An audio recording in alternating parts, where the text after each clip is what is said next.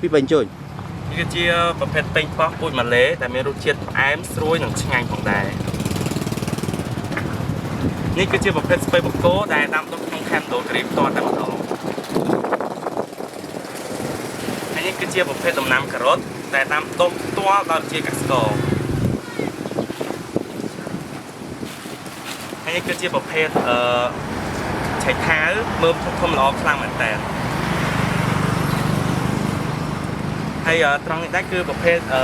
ម្ទេសហាវ៉ៃក៏ដូចជាមើមយេនរបស់យើងហើយនេះផងដែរគឺជាប្រភេទស្ពៃតឿ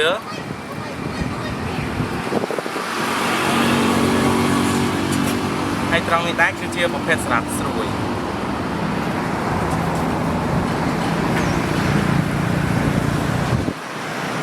នេះគឺជាត្រសក់ហើយនេះគឺជាស្ពៃក្តោបទឹកដីមណ្ឌលគិរី